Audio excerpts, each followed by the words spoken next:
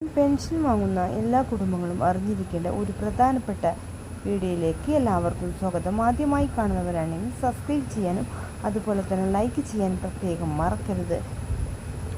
സർക്കാർ വീടുകളിലെത്തി പരിശോധന ആരംഭിക്കുന്നു എന്നുള്ളതാണ്. അർഹതയുള്ളവർക്ക് മാത്രമാണ് ആനുകൂല്യം നൽകിയാൽ മതിയെന്ന സർക്കാർ. ഈ സാഹചര്യത്തിൽ നിരവധി പേരാണ് ഈ പദ്ധതിയിൽ നിന്നും പുറത്താവുക. ഇതിനായി സർക്കാർ പല മാനദണ്ഡങ്ങളും പരിശോധനയ്ക്ക് വിധേയമാക്കുന്നുണ്ട്. ഇത് സംബന്ധിച്ച് സുപ്രധാന തീരുമാനം സർക്കാരിൻ്റെ ഭാഗത്തു നിന്നും പുറത്തു വന്നിട്ടുണ്ട്. സംസ്ഥാനത്ത് ബാങ്ക് അക്കൗണ്ടുകളിലേക്കും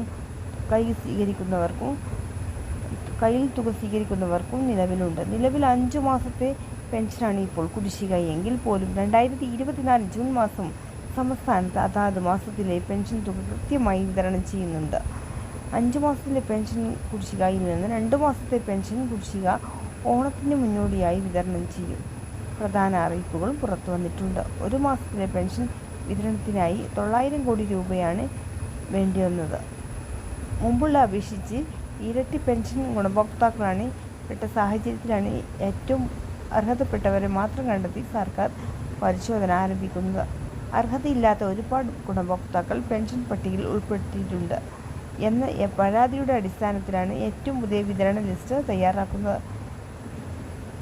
തുക കൈപ്പറ്റുന്ന നിരവധി പരാതികളാണ് സ്വദേശി സ്ഥാപനങ്ങൾ കെട്ടിക്കിടക്കുന്നത്.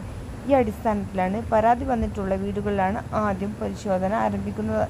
പിന്നീട് അതനുസരിച്ച് വിവിധ ഘട്ടങ്ങളായി പരിശോധന നടത്തും.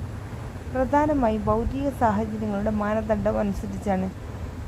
പെൻഷൻ വാങ്ങുന്ന ഗുണഭോക്താവിൻ്റെ വീട് അഥവാ 2000 സ്ക്വയർ ഫീറ്റ് വീടിന് മുകളിലാണെങ്കിൽ, അതുപോലെ ഇരുനില വീടാണെങ്കിൽ അതുപോലത്തെ ആളുകൾക്ക് പെൻഷൻ ലഭിക്കുകയില്ല. രണ്ടാമത്തെ കാര്യം എന്ന് പറഞ്ഞാൽ അവരുടെ വീട്ടിൽ AC കണക്ഷൻ ഉണ്ടെന്നുണ്ടെങ്കിൽ അവർക്കും തന്നെ ഈ പെൻഷൻ ലഭിക്കത്തില്ല. മൂന്നാമത്തെ കാര്യം എയർ കണ്ടീഷൻ, അതുപോലെ തന്നെ 4 വീലർ വാഹനമുള്ളവർ അവർക്കും തന്നെ ഈ മുതൽ 2025 വർഷങ്ങളിൽ പെൻഷൻ ലഭിക്കുകയില്ല.